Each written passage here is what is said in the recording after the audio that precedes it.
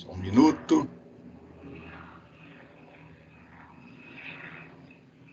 Então, pessoal, bom dia a todos.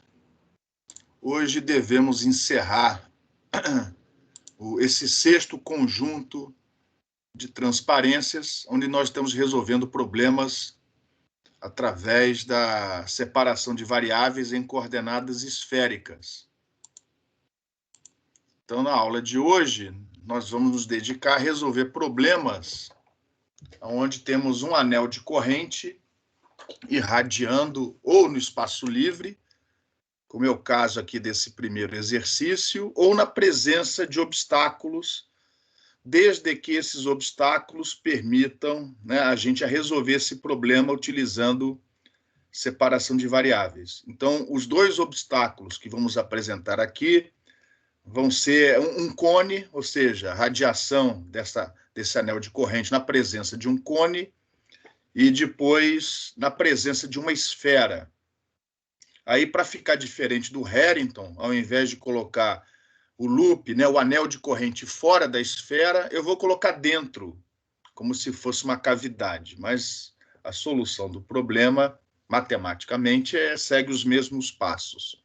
Nós já tínhamos resolvido o problema do anel de corrente irradiando na presença de um obstáculo antes. Se vocês forem lembrar, quando resolvemos problemas em coordenadas cilíndricas, a gente colocou um anel de corrente radiando na presença de um cilindro infinito, condutor elétrico perfeito. E aí a gente utilizou o método da transformada de Fourier para transformar aquele problema, da coordenada z para o espaço complexo K índice Z, através da transformação, e nesse espaço complexo o problema era um problema bidimensional. Resolvemos o problema sem maiores complicações. O problema mesmo é fazer a transformada inversa de volta para o domínio Z. Então, o anel de corrente já foi resolvido aqui. E se eu não estou também enganado, lá no início do curso, quando a gente viu radiação, um dos problemas resolvidos foi radiação por um anel de corrente. Eu espero não estar muito enganado. Esse problema do anel de corrente elétrica é um problema clássico em antenas. Quem já fez ou quem vai fazer matéria de antenas, com certeza já resolveu ou já viu resolvido esse problema da radiação por um anel circular de corrente elétrica. Por dualidade, você também resolve para a corrente magnética. Então, aqui nesse caso, nós não temos aqui nenhuma novidade, nem haveria necessidade de resolver esse problema utilizando modos esféricos, porque isso é um problema clássico de antenas. Basicamente, é aplicar a integral de radiação, integra-se essa corrente e obtém-se, no final do processo, o campo radiado. O problema é que a teoria que geralmente a gente apresenta em antenas assume radiação no espaço livre, utilizando para isso a função de Green do espaço livre. Daqui a pouco a gente vai colocar obstáculos aqui nesse problema. Cones, esferas, e aí você não pode mais utilizar a função de Green do espaço livre. Tá? Então, por causa disso, a gente vai, antes de colocar os obstáculos, vamos resolver esse problema utilizando os modos esféricos, tá? Mesmo sem necessidade, vamos fazer isso, porque isso vai encaminhar a solução dos próximos problemas.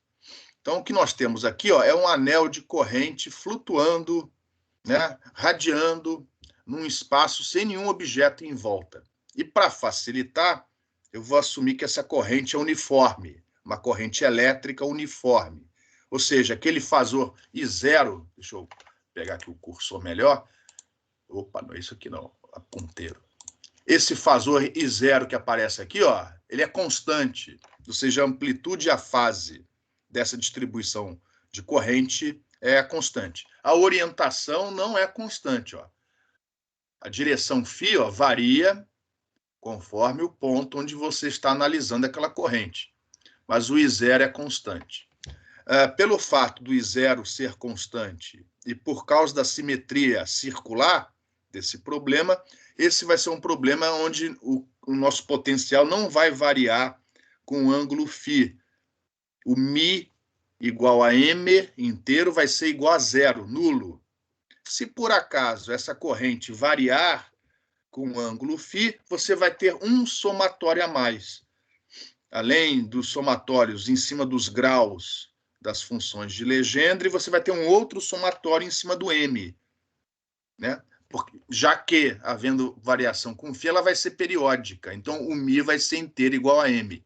Aí você vai ter o m variando, ou de menos infinito a mais infinito, ou de zero a infinito, dependendo se você for escolher seno, cosseno ou a exponencial complexa. Aqui não. Aqui a gente vai assumir, só para não ter muito somatório, só para simplificar, que essa distribuição de corrente ela não varia com φ.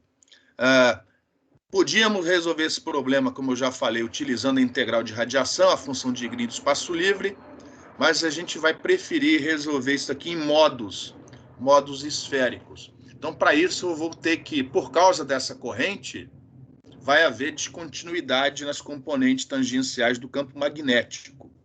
Então, para isso, eu preciso aqui de uma fronteira tal que eu consiga definir, utilizando a função impulso, essa corrente como uma densidade superficial de corrente. Óbvio que a superfície mais óbvia que a gente poderia pensar era um cilindro. Pensa num cilindro, para dentro do cilindro uma região, para fora do cilindro outra região. Lógico, o raio desse cilindro ia ser o mesmo raio desse anel de corrente. Mas, como estamos em coordenadas esféricas, ao invés do cilindro, nós vamos escolher essa esfera aqui de raio R0. Então, pensa, vocês são mais novos, vocês nunca ouviram falar, mas o melhor jogador de todos os tempos foi o Pelé. Então, imagina que o Pelé é a bola e você tem que coroar o rei do futebol. Então, essa coroa é esse anel de corrente que você vai colocar ali, ó, na cabeça do Pelé, na bola. Consequentemente, nós temos infinitas possibilidades de escolher tanto o raio R0 como o ângulo θ0 desse cone aqui, ó, definido pela interseção desse anel circular com a esfera. Então, qualquer par R0, θ0 pode ser usado, desde que o produto R0 seno θ0 seja igual ao raio do seu anel de corrente, obviamente, né? Por exemplo, se você escolher o R0 para ter o mesmo valor do raio do anel de corrente, o θ0, obviamente, vai dar π sobre 2. Então, não existe um único par R0, θ0. Existem infinitos pares, desde que o produto R0 seno de θ0 seja igual ao raio desse anel. Definidos, né, os valores de R0 e θ0, então essa esfera define duas regiões. A região interna para R menor que R0 e a região externa para R maior que R0. Basicamente, na região interna, a origem faz parte, a gente vai usar a função de Bessel. E para fora, a função de Hankel. É basicamente isso, tá? Antes de começarmos a fazer as contas aqui, alguém tem alguma pergunta? A geometria foi entendida? Então, vamos prosseguir. Esse anel de corrente... outra informação que não é trivial para quem nunca fez antenas é que essa distribuição de corrente só gera campo elétrico com componente φ, ou seja, aquele campo elétrico que fica girando em torno do eixo Z. Por exemplo, quem fez eletromagnetismo deve ter visto, por exemplo, um anel de corrente ou uma hélice de corrente, uma bobina, né? E o campo magnético flui por dentro dessa bobina, com as linhas de campo magnético saindo por fora da bobina. Mas se a corrente nessa bobina variar com o tempo, que é o nosso caso, né? Se ninguém ainda se esqueceu, o nome da disciplina é campos eletromagnéticos harmônicos. ou seja, nossas grandezas variam no tempo de forma harmônica. A gente não está lidando aqui nem com eletrostática, nem com magnetostática. Então, isso aqui é eletrodinâmica. Então, há uma variação temporal implícita, né, quando a gente utiliza essa notação fasorial. Então, se essa corrente, essa bobina tem corrente variando no tempo, também vai surgir, vai irradiar um campo elétrico que vai ficar rodando em torno do eixo dessa bobina.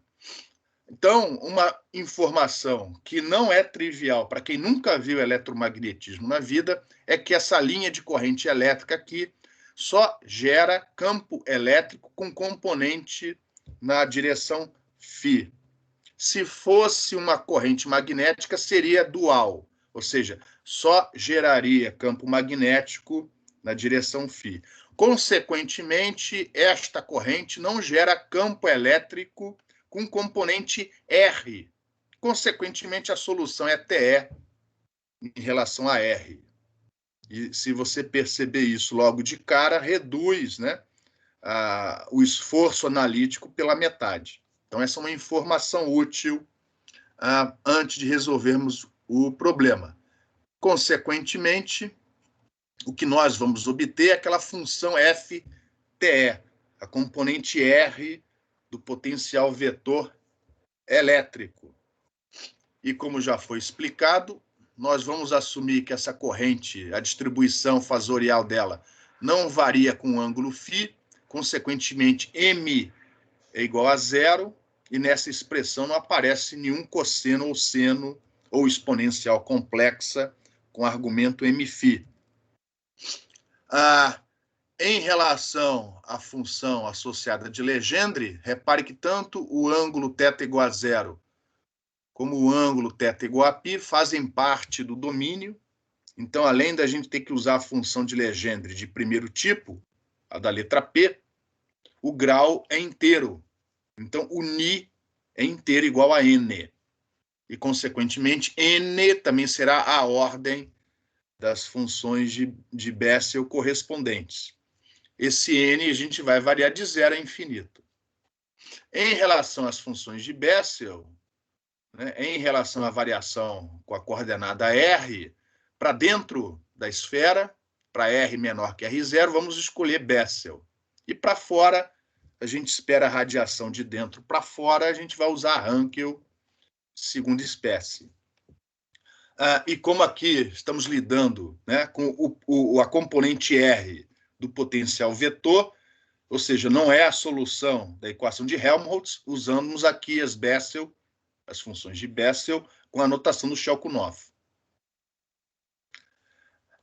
Além disso, nesta esfera, né, nessa esfera fictícia aqui, matemática, nós não temos distribuição de corrente magnética na superfície.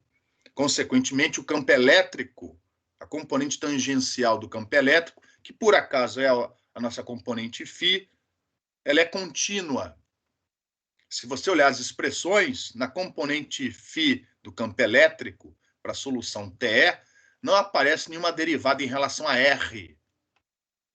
Então, esta variação com R tem que ser contínua em R igual a R0. Por causa disso, a gente já escreve essa função aqui, ó, com esses parâmetros aqui na frente, ó. Aqui na frente não, aqui no meio. Lembra que o argumento aqui, ó, repare que o argumento é KR0. Ou seja, isso aqui é uma constante, são números. Tá? Porque desse jeito, quando R for igual a R0, este termo aqui em cima é igual a este termo aqui embaixo. E com isso eu já reduzo de cara um dos coeficientes, uma das amplitudes a ser determinada.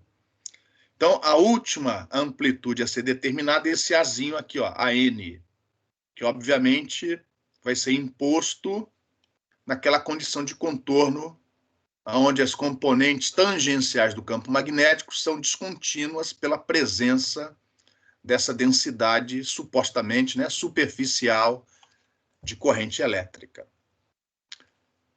Até aqui, alguma pergunta? Se por acaso essa corrente variasse com ângulo φ, a gente seria obrigado a também colocar aqui a variação em φ E aí teríamos mais um somatório. Se essa variação em φ for discreta, né, m inteiro, por exemplo, a gente teria mais um somatório aqui em cima desses valores. A solução do problema também seria muito tranquila, só que a gente teria que aplicar a ortogonalidade tanto nos polinômios, ó, esse aqui é polinômio, tanto nos polinômios. Bom, se o m for diferente de zero, não é mais polinômio. Tanto nas funções associadas de Legendre, como nos senos e cossenos. A gente teria que fazer duas contas ao invés de uma, tá? Mas isso aqui, para não carregar muito nas notas de aula, a gente está fazendo esse caso onde o m é igual a zero. E aí, ó, como eu tinha falado, a componente φ do campo elétrico não depende da derivada em relação a R. Depende da derivada em relação a θ, mas aqui não tem problema. Então, isso daqui, ó, escrever desse jeito já garante a continuidade da componente tangencial do campo elétrico sobre aquela superfície. Então, agora está faltando aplicar a outra condição de contorno, que é a descontinuidade da componente tangencial do campo magnético, de uma delas, né, por causa aqui da corrente do jeito como ela é, na superfície. Lógico que essa corrente não é superficial, mas através da função impulso, né, vamos acabar representando isso como uma distribuição superficial de corrente. E aí a pergunta é de que maneira a gente faz isso? E a maneira é essa daqui, ó. Por que isso? Porque quando eu integrar essa corrente fluindo na superfície, o resultado tem que ser I0, a corrente total I0, porque afinal de contas ela não é uma densidade superficial, é uma corrente propriamente dita. E nessa superfície, se fosse um cilindro, uma corrente girando em torno do cilindro, como é que a gente calcularia a corrente total? Uma pergunta. Imagina um cilindro com uma corrente girando em torno do eixo do cilindro. Como é que a gente, não longitudinalmente, né, mas em torno, azimutalmente, como é que você calcularia a corrente total? É uma pergunta.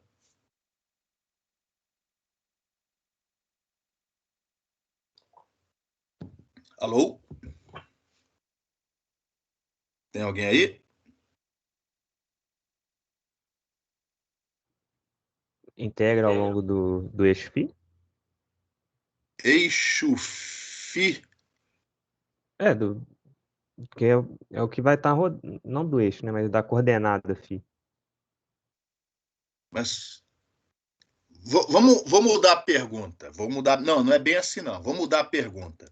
Se fosse uma corrente fluindo longitudinalmente na direção Z, num cilindro, imagina um fio. Aí o professor pergunta, dada a densidade no volume, né, desse cilindro, calcule a corrente que flui através desse fio. Como é que você calcularia?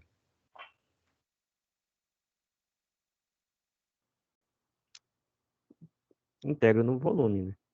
No volume? Aí se tiver representado através do impulso, vai reduzir para uma integral só no eixo Z. Vamos lá. Se eu tiver aqui um fio desde Itaipu até aqui em BH, aí você vai integrar isso ao longo do eixo Z,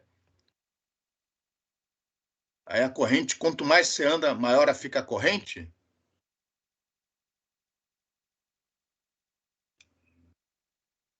Ao longo do eixo Z que você integra?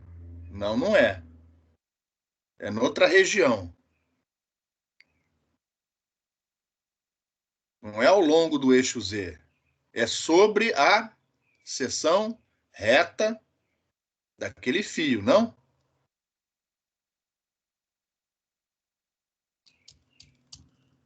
Alô?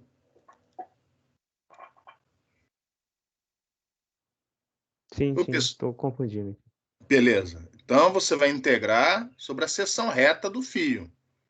Ou seja, na área por onde o fluxo da corrente atravessa.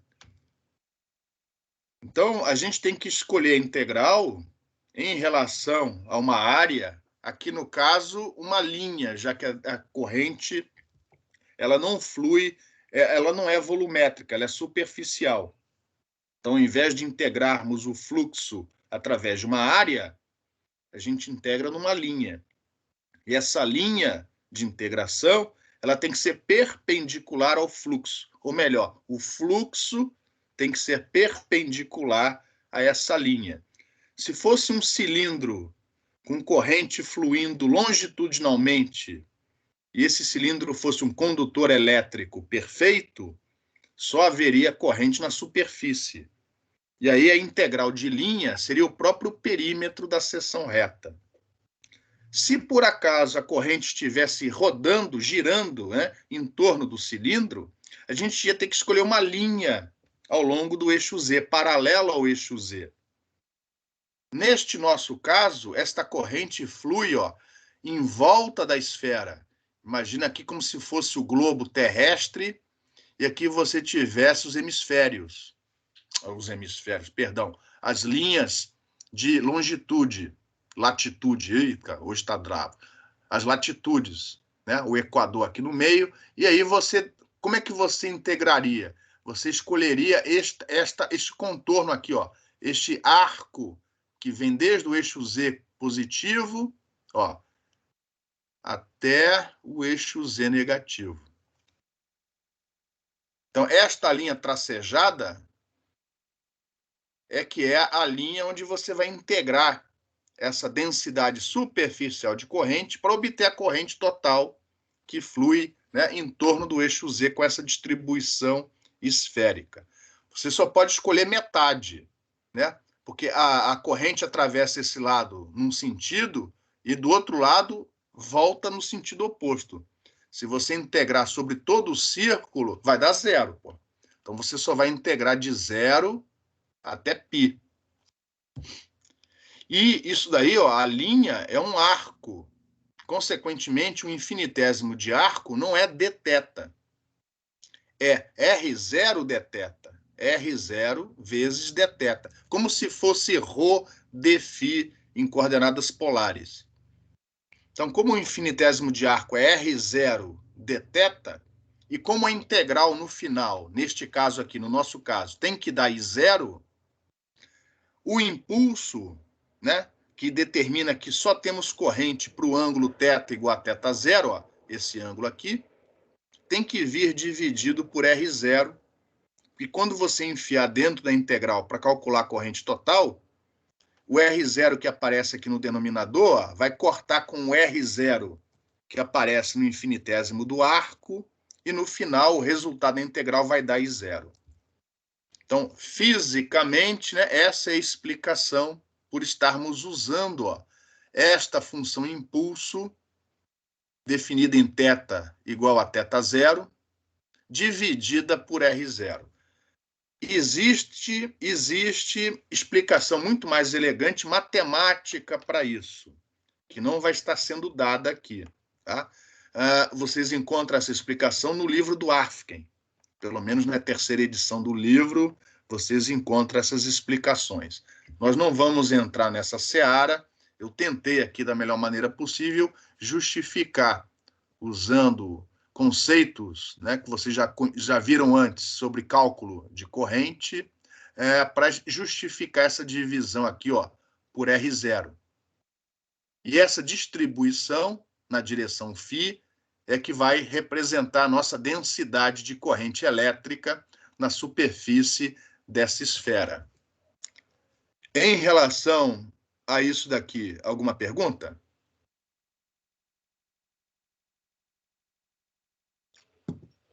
Essa corrente está na direção φ. A normal à esfera é na direção R. Então, a componente do campo tangencial do campo magnético descontínua é a componente θ, Hθ. Então, a gente precisa ir na tabela dos campos TE, da solução TE, ver como se escreve o Hθ em função desta função FTE, representar o Hθ de um lado o Hθ do outro para R igual a R0, subtrair uma expressão da outra e igualar a isso daqui. O Hθ é dado por essa relação aqui, ó. Então, a gente tem que dividir essa expressão, derivar esta expressão em relação a θ e em relação a R. Fazer o R igual a R0, subtrair um do outro e igualar, ó, a essa distribuição supostamente superficial de corrente. E vai dar isso daí, ó. Repare que já estamos usando aqui a propriedade que a derivada do polinômio, isso aqui é um polinômio de Legendre, é a função associada com o mesmo grau n, porém com ordem 1. Já estamos usando aquela propriedade de que essa função aqui, ó, quando n é igual a 0, quando o grau é menor do que a ordem, é nula, a função é nula. Então, ó, já removemos o n igual a 0 do somatório. Derivamos isso daqui, ó, para R maior que R0. Derivamos isso daqui de cima para R menor que R0 e fizemos a subtração. Já fizemos aqui, ó, a subtração, passando todos os termos comuns para fora dos colchetes. E aqueles que não dependem de N, inclusive, para fora do somatório. E reparem, aqui apareceu, tudo bem que a notação do Shelkunoff vai dar um pouco mais de trabalho, mas de qualquer maneira, lembra que tem uma funções de Bessel ou de Bessel esférica por trás dessa notação. Então, repare, aqui tem uma Bessel vezes a derivada de uma Hankel, menos a Hankel vezes a derivada de uma Bessel, todas com a mesma ordem, todos com o mesmo argumento. Ali por trás tem um Wronskiano. E aí você investigando nos livros de matemática, fazendo as contas direitinho, isso aí vocês é que vão verificar. Esse Wronskiano aqui dá simplesmente menos J, onde esse J aqui é o famoso raiz de menos 1, tá? Não é nem corrente, nem função de Bessel. É o J raiz de menos 1 que os engenheiros usam, ao invés do I dos físicos e dos matemáticos. Toda vez que tem um Wronskiano, repare que isso reduz tremendamente, né, as suas equações. E aí, substituindo este resultado aqui, nós vamos chegar no somatório da próxima página. Está lá ele. Já cortando as constantes fora. Só sobrou isso daqui. Ainda temos os coeficientes AN para determinar. Como é que a gente vai fazer isso? É uma pergunta.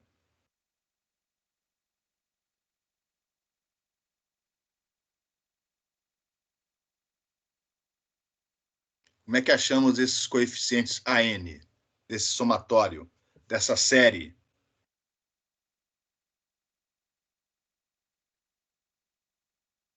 Alô? Tem alguém aí?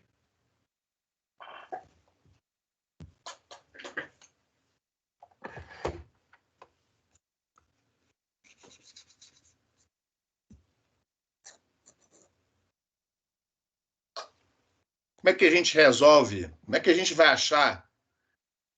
Como é que você acha as amplitudes dessa expansão em série aqui? Se fosse seno e cosseno, seria uma série de Fourier. Como é que você iria achar os coeficientes dessa série? Vocês estão vendo que eletromagnetismo é fácil. O que complica é a matemática. Como é que você acharia as amplitudes dessa expansão em série? Bora, pessoal, como é que vocês fazem? Utiliza o quê? Para função ortogonal e integraria para achar os coeficientes. Exatamente. Então, essas funções associadas de Legendre, elas têm, né, elas são ortogonais umas às outras. Inclusive essa com ordem 1. O que você tem que fazer é procurar essas propriedades de ortogonalidade nos livros. Tá? Nós aqui Nosso curso não é um curso de matemática aplicada, então a gente não vai provar isso. Mas, inclusive, estas funções aí de ordem M, elas são ortogonais entre si, tá? E aí, procurando direitinho no livro, você vai achar essa relação de ortogonalidade. Aqui já estamos mostrando a relação particular para M igual a 1. Na verdade, existem relações para M inteiro. A fórmula é um pouco maior que essa, tá? Aqui eu já fiz o M igual a 1 e chegamos nisso aqui, ó. Então, a gente multiplica dos dois lados da equação pela função associada de Legendre correspondente, porém com ordem n', diferente dessa, em princípio, diferente dessa. Mas não é só isso, tem que multiplicar por seno θ também, ó. E integrar, no nosso caso, de 0 a π. E aí é possível demonstrar, né, mostrar, nós não vamos fazer isso daqui, que se o n e o n' forem iguais, o resultado é esse, da integral. Se eles forem diferentes, dá 0. Então, você vai multiplicar por essa função com grau n' vezes seno θ dos dois lados da igualdade e integrar os dois lados da igualdade de 0 a π. Então, deste lado de cá, a integral é essa. Que é uma integral ridícula, porque no integrando aparece essa função delta. Ou seja, vai dar o integrando quando θ for igual a θ0. Já do outro lado, a gente, mais uma vez, como são operações lineares, vamos trocar, né, passar o somatório para fora e aplicando essa relação aqui, apenas um desses termos do somatório vai dar diferente de 0, que é aquele onde o n é igual a n'. Então, isso daqui vai dar 2n vezes n mais 1 dividido por 2n mais 1, para n igual a n', e para todos os demais vai dar 0. E com isso nós vamos ter o nosso coeficiente a n. Lógico, faltou só o resultado lá de cima, é o integrando quando θ é igual a θ0. Igualando os dois resultados e substituindo n' por n de volta, né? Nós temos lá os nossos coeficientes a n. Repare que são constantes, né? Já que θ0 é o ângulo dado de acordo com a geometria do problema. E aí está a nossa representação do campo radiado por esse anel de corrente, utilizando modos esféricos para essa representação. Aí a pergunta é, por que eu vou querer representar isso ao invés de usar a teoria de antenas? Porque, eventualmente, essa corrente pode estar radiando na presença de um obstáculo. E aí a solução que a gente acabou de apresentar vai ser útil para montarmos os próximos problemas. Os coeficientes vão ser diferentes. Esses coeficientes só valem para essa situação. Mas a maneira de resolvermos o problema vai ajudar a entender como resolver os próximos problemas que vamos mostrar daqui a pouco. Mas antes disso, alguém tem alguma pergunta? Então, o próximo problema, que eu, se não estou enganado, encontra-se no Harrington, é esse mesmo anel de corrente. Mais uma vez, vamos assumir que não há variação com o ângulo φ, m vai ser igual a 0. Se o m fosse diferente de 0, a solução segue os mesmos passos, mas aí você vai ter uma outra ortogonalidade para resolver, além daquela das funções associadas de Legendre. Só que agora essa corrente está radiando na presença de um cone. E óbvio, né, a gente vai manter a simetria circular. E nós não vamos inclinar esse anel de corrente em relação ao eixo Z. Senão o problema, embora ele ainda possa ser resolvido, ele fica muito mais complicado. Muito mais complicado. Então, nós temos aqui o eixo Z coincidindo com o eixo do cone e a corrente, o anel de corrente, num plano Z constante. Dava para inclinar esse anel de corrente em relação ao eixo Z, mantendo ainda essa corrente sobre uma esfera. Mas a solução matemática disso é muito mais trabalhosa. Então, vamos manter essa simetria axial aqui, ó. Mais uma vez, nós podemos escolher, né? Não, aqui a gente não pode escolher, não. Repare, aqui o centro da esfera tem que coincidir com o vértice do cone, porque senão não dá para aplicar separação de variáveis. Essa esfera e o vértice do cone tem que ter, o centro da esfera tem que coincidir com o vértice do cone, que obviamente vai ser a origem do sistema de coordenadas. Então, nesse caso, o R0 é amarrado à geometria aqui, ó. A esfera é tal que ela tem centro no vértice do cone e o raio dela vai sendo ajustado até você chegar ali no anel de corrente. Dadas a geometria, você acha o R0 e o θ0 utilizando as relações do nosso amigo Pitágoras. Eu não vou mostrar isso aqui, tá certo? Então, uma vez definida a geometria, R0 e θ0 agora são únicos e conhecidos. θ1, ó, esse outro ângulo que vai definir onde se encontra a superfície cônica. De maneira que aqui o nosso domínio não vai mais de 0 a π. O nosso domínio vai de 0 a θ1, porque a gente vai assumir esse cone infinito. Com esses ângulos θ1, θ0 e com o raio R0, a gente pode localizar esse anel de corrente onde a gente quiser. Qual a motivação para resolver esse problema? Não com a corrente elétrica, mas se a corrente fosse magnética, repare que a gente poderia, ajustando apropriadamente o R0 e o θ0, se isso fosse um anel de corrente magnética, a gente poderia posicionar isso, ó, sobre a superfície do cone. Você só teria que fazer o θ0 igual a θ1 e ajustar o raio, né, para ele cair mais em cima ou mais embaixo aqui desse cone. E esse anel de corrente magnética sobre a superfície de um cone poderia estar representando uma antena impressa, uma abertura, né, na superfície desse cone. Por que o pessoal queria estudar isso antigamente? Isso daí poderia ser, por exemplo, a ponta, o bico de um míssil, o bico de um avião. Então, o pessoal queria saber, por exemplo, se a gente coloca uma antena no bico de um avião, de um caça, ou na ponta de um foguete, de uma bomba, né? Como é que o campo desse radar, dessa antena, irradia, né? Lembra que o livro do Harrington foi escrito no início dos anos 60, em plena Guerra Fria. Então, eram aplicações militares, e esses problemas, uma vez resolvidos, eventualmente viravam capítulos de livros de eletromagnetismo. Aqui não vai ser corrente magnética, vai ser corrente elétrica.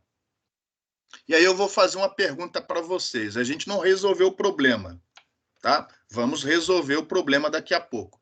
Mas se por acaso a gente ajustar o R0 e o θ0 para esse anel de corrente cair exatamente na superfície condutora elétrica perfeita desse cone, quanto vai dar a resposta? O campo vai valer quanto? O campo radiado vai valer quanto?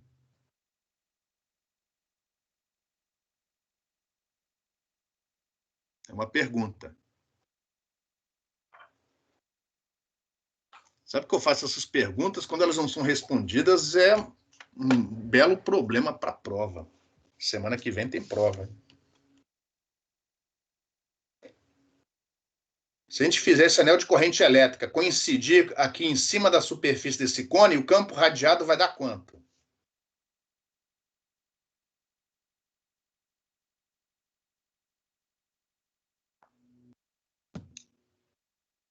Corrente elétrica radiando impressa na superfície de um condutor elétrico perfeito. Quanto dá o campo radiado?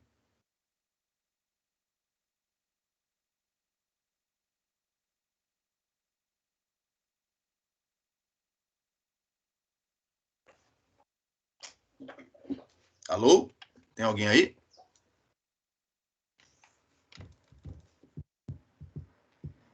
Sim, eu não sei. Sabe sim, você viu no início desse curso, quando a gente estudou o princípio da equivalência, lá no capítulo 3 do Harrington. Corrente elétrica impressa na superfície de um condutor elétrico perfeito irradia quanto? Ela irradia? Não, não irradia. Então, vamos resolver esse problema e depois vai ficar a cargo de cada um observar que se o θ0 for igual a θ1, ou seja, se essa corrente elétrica coincidir, né, de estar na superfície desse cone, a resposta é campo nulo. Tá? Caso contrário, a gente cometeu algum erro na hora de resolver esse problema. Então, assumindo a geometria que temos aqui, vamos manter, né, os passos feitos anteriormente. Vamos definir a esfera, que está desenhada em azul nessa figura. Para dentro da esfera, vamos ter uma representação com função de Bessel, porque a origem faz parte do domínio, e para fora, Hankel. A diferença neste problema, em relação ao anterior, é que aqui, ó, o θ vai só até θ1. Então, o θ igual a π não faz parte do domínio. Consequentemente, a gente continua usando as funções associadas de Legendre de primeiro tipo, mas o grau ni não é mais necessariamente inteiro, igual a n. Então, essa é a grande diferença nesse problema. A solução continua sendo TE, pelos mesmos motivos anteriores. A expansão utilizada para representar a função FTE é a mesma anterior, exceto que agora o ni não é inteiro. Ele só seria inteiro se o domínio, né, se o θ1 fosse igual a π. Como não é, a gente deixa indicada aqui essa ordem real, possivelmente real. Eu não sei se ela pode ser complexa, eu acho que aqui não, tá? Mas eu não vou apostar minha vida nisso. Para dentro da esfera Bessel, lógico, usando a notação do Shelkunoff, para fora da esfera Hankel. E ó, esses termos aqui, ó, com argumento KR0, já asseguram, como antes, a continuidade da componente tangencial φ na superfície da esfera. E aí vamos resolver o problema. Repare que agora a gente não conhece o ni. Antes a gente conhecia. Mas, em compensação, agora surgiu uma nova condição de contorno aqui. Ó. A componente tangencial do campo elétrico nesse cone tem que ser nula, quando θ é igual a θ1. Então, esta condição que apareceu nesse problema é que vai definir, ó, quais os valores do ni que você vai ter aqui. São infinitos. Aí você vai ordenar, não sei se são infinitos, enfim, você ordena, eu acho que são, você ordena esses valores, ni igual a 1, ni 1, ni 2, ni 3, e esses vão ser os termos que definem o seu somatório. Então, vamos prosseguir. Então, ao escrevermos desse jeito, já estamos garantindo a continuidade da componente tangencial do campo elétrico na superfície esférica, e agora restam duas condições de contorno. A gente vai começar primeiro na condição de contorno sobre o cone, condutor elétrico perfeito para θ igual a θ1. As componentes tangenciais do campo elétrico têm que ser nulas nessa superfície cônica. Como é um cone normal na direção θ, as componentes tangenciais são Φ e ER. Mas o ER já é nulo, então a gente não precisa se preocupar com ele. Então a gente só precisa se preocupar com o EΦ. E esse EФ, ó, ele é representado, a relação dele com a função F é dessa maneira. Depende, ó, da derivada de F em relação a θ. Ou seja, esta derivada, perdão, a derivada deste termo, quando θ for igual a θ1, tem que ser zero. Eu estou escrevendo desse jeito. Não é com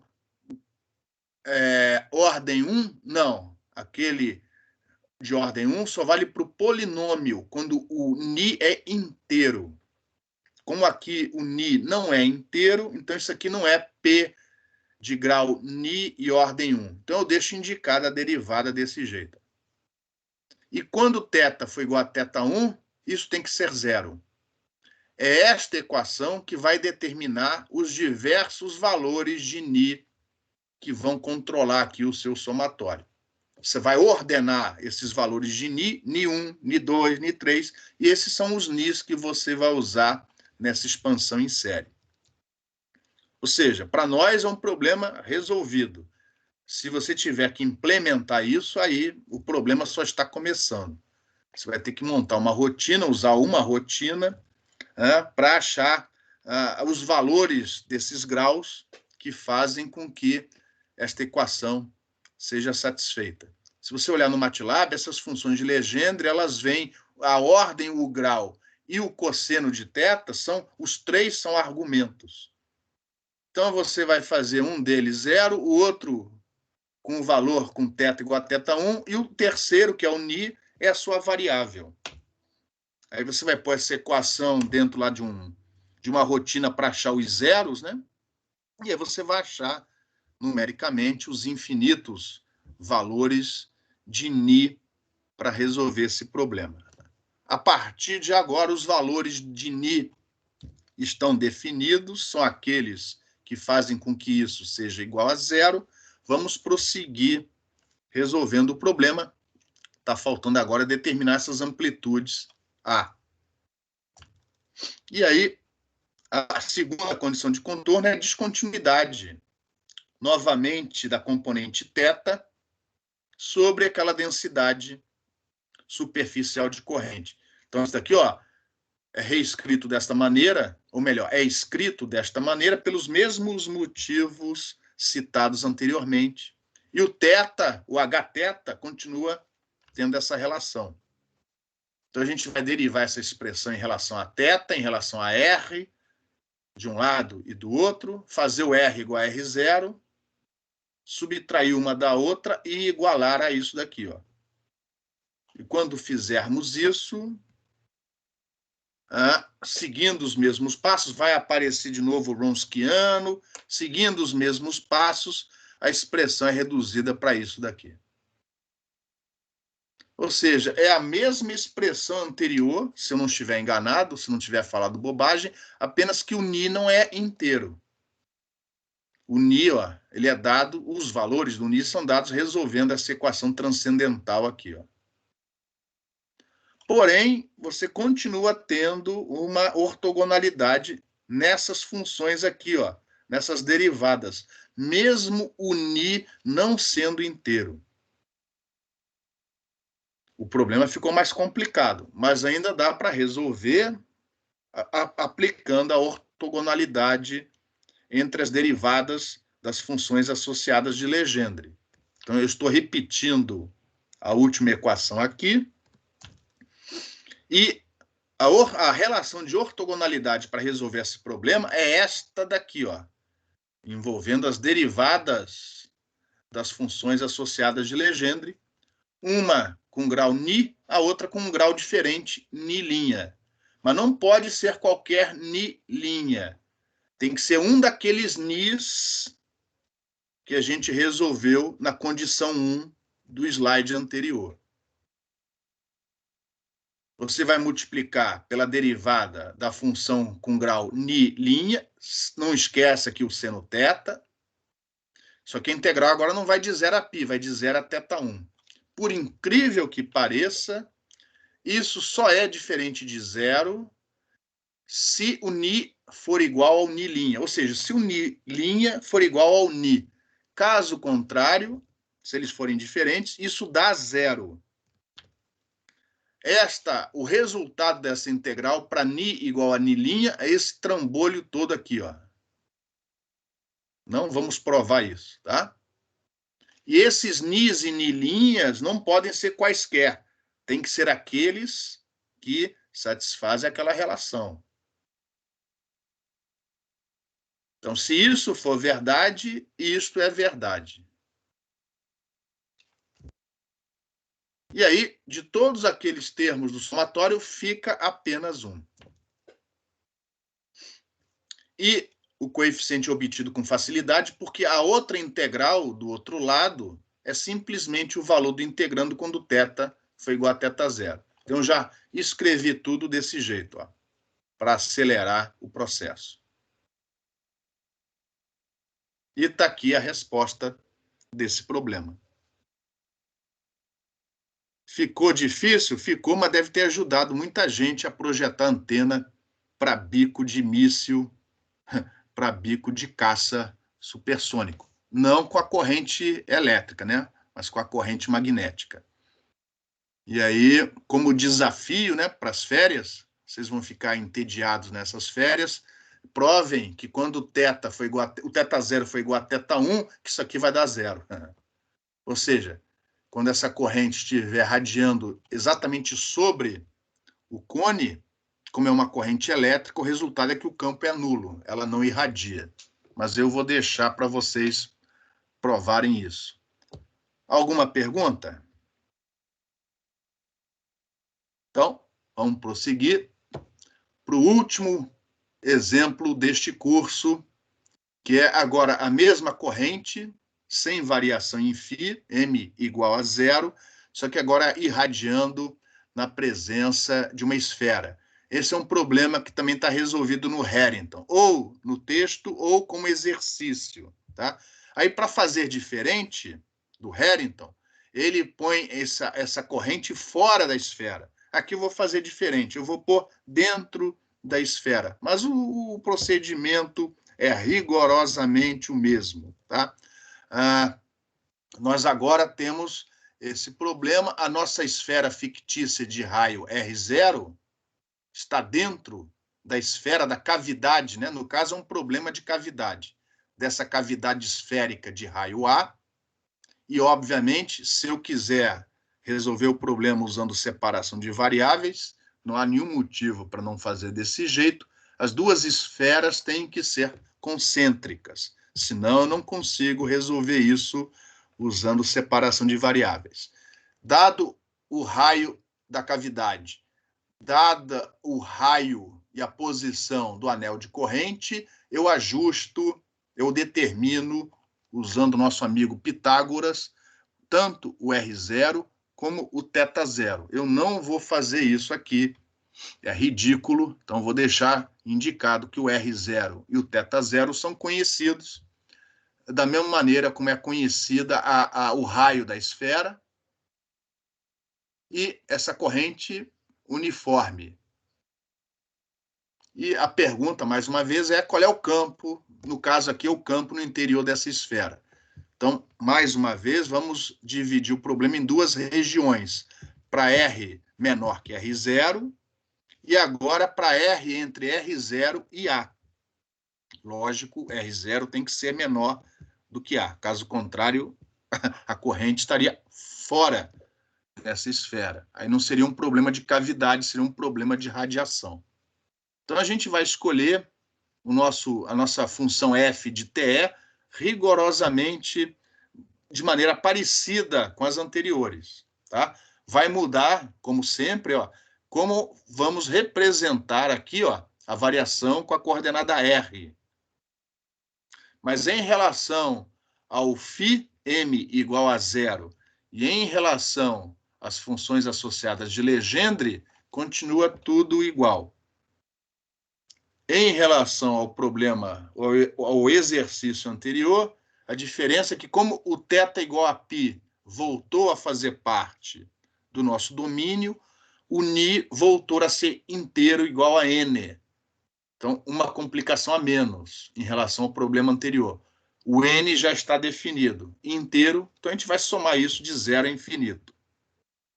O que está faltando agora determinar são essas combinações das funções de Bessel, usando a notação do Shelkunoff, porque, afinal de contas, F de TE não é solução da equação de Helmholtz.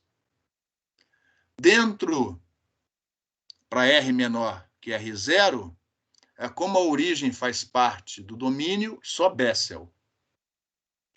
Entre R0 e A, nessa região aqui, ó, eu vou usar uma combinação, como eu espero uma solução estacionária, eu vou usar uma combinação, e aí eu vou usar a combinação usual, Bessel com Neumann. E aí o problema é determinar as amplitudes A, B e C. Mas nós temos 3 condições de contorno. Uma delas, continuidade da componente F nesta superfície esférica quando R é igual a R0. O F, um titiquinho para um lado, tem que ser igual ao F, um titiquinho para o outro. Segunda equação, esse F tem que ser nulo quando R é igual a A. E, finalmente, de volta na esfera de R igual a R0, a componente Hθ tem que ser descontínua por causa da presença daquela corrente. Então, 3 condições, 3 incógnitas, nós vamos achá-las todas. Em relação à geometria, em relação ao problema, alguma pergunta? Então, prosseguindo. Primeira. Ixi! Ô, pessoal, minhas desculpas, só um momentinho. Deixa eu ver se vai voltar a acontecer isso. Deixa eu ver. Eu vou sair rápido. Como tem muito tempo, eu vou sair daqui só para ver o que aconteceu, se eu posso consertar isso sem grandes complicações. Caso contrário, eu vou apresentar desse jeito aqui. Não sei por que deu aquilo. Deixa eu ver aqui.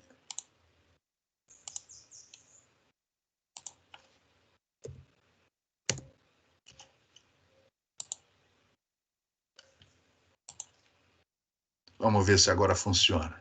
Apresentação do slide atual. Ponteiro. Pumba, pumba, pumba. Opa! Aí, se alguém souber o que aconteceu, manda a carta para a redação.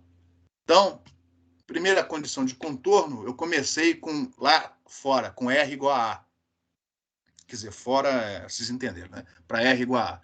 Então, o F, que tem essa relação com a função FTE, tem que ser 0 quando R é igual a A. Repare que aqui, ó, aparece derivada, mas em relação a θ. Nada acontece aqui. Então, R igual a A, eu vou ter que trabalhar em cima disso aqui. Como não aparece derivada em relação a R, é isso daqui que tem que ser 0 quando R é igual a A. Então, essa relação aqui, ó, essa condição de contorno, me dá uma relação bem simples, imediata entre as amplitudes B e C. Ó. Então, uma condição já foi resolvida. Se não estiver enganado, a próxima condição é obrigar a componente F a ser contínua quando R é igual a R0. Então, lembrando, não aparece derivada em relação a R. Então, contínuo significa que isso aqui de cima, quando R é igual a R0, tem que ser igual a isso aqui de baixo, quando R é igual a R0. Isso me dá, mais uma vez, uma condição imediata, rápida, que, nesse caso, envolve todos os 3 coeficientes, A, B e C.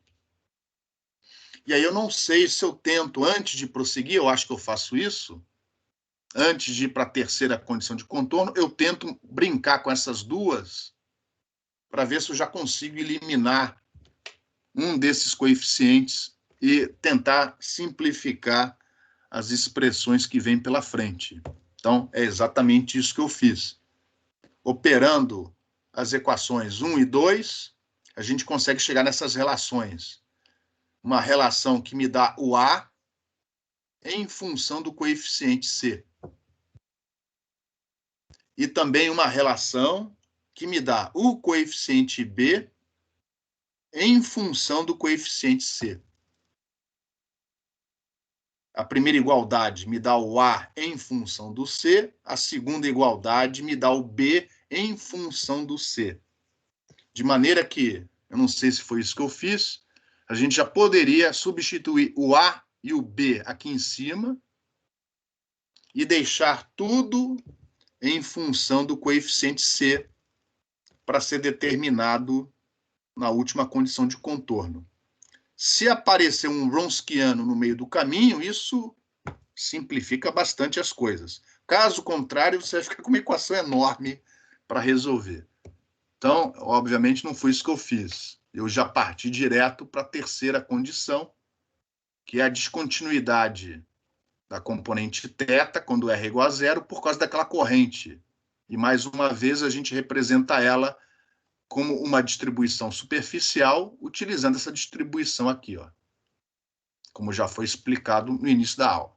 E aqui está a expressão do Hθ, tem que derivar em relação a R, tem que derivar em relação a θ. Cuidado para não esquecer essas constantes, porque isso é igual a alguma coisa, não é igual a zero. Se fosse igual a zero, não precisava se preocupar com isso. Mas como não é igual a zero, essas constantes têm que ir junto, tá? E aí a gente chega nessa relação aí. Repare que eu não substituí o B e o A, como eu tinha dito. Eu poderia ter, inclusive, cortado esse R0 ó, com esse daqui. Eu acabei não fazendo, mas já poderia ter cortado. E aí, este cara daqui, eu acho que agora é que eu faço a substituição. Fazendo aquelas substituições, você mostra que isso daqui pode ser reescrito desta maneira. E aí aparece o nosso... Aqui aparece o nosso Wronskiano. Repara, quando eu passar essa função de Bessel-Shelkunoff de ordem n para fora, aqui dentro do colchete, ó, dos colchetes, vai ficar Bessel vezes derivada de Neumann menos Neumann vezes derivada de Bessel, todas com a mesma ordem, todas com o mesmo argumento. Você mostra que isso é igual a 1. Olha que beleza. E aí fica só isso daqui, ó. Olha como simplifica. Isso, junto com a ortogonalidade das funções associadas de Legendre, vão me permitir uma expressão bem simples para o coeficiente C. Então, está ali, ó, o somatório reescrito já com a ajuda do Wronskiano, ficou apenas o coeficiente C, amplitude C, para ser determinada. Eu esqueci de falar, né? Aqui o somatório começa em n igual a 1, porque eu já usei aquela propriedade de que essa função aqui, quando o grau é menor do que a ordem, é zero. Então, eu já tirei esse zero, passando o início do somatório para n igual a 1. Vamos multiplicar dos dois lados pela função associada correspondente com n' no lugar do n, vezes seno de θ. Vamos integrar dos dois lados de 0 a π. E vamos usar uma mesma relação de ortogonalidade que a gente já usou na aula de hoje. Ó. A relação é a mesma, se não me engano, do primeiro exercício, do primeiro exemplo de hoje.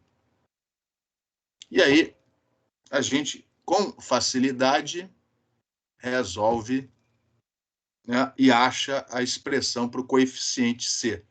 A integral que ficou faltando do outro lado vai ser fácil de ser avaliada por causa dessa função impulso.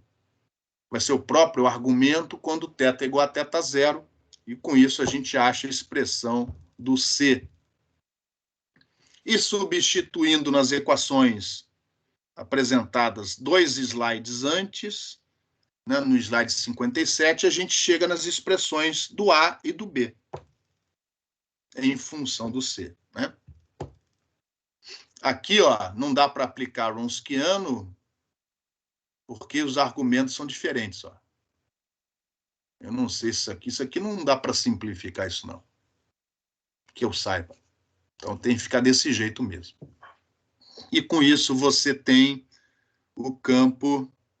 Depois de derivar, né, a função f, você tem as componentes de campo no interior dessa cavidade.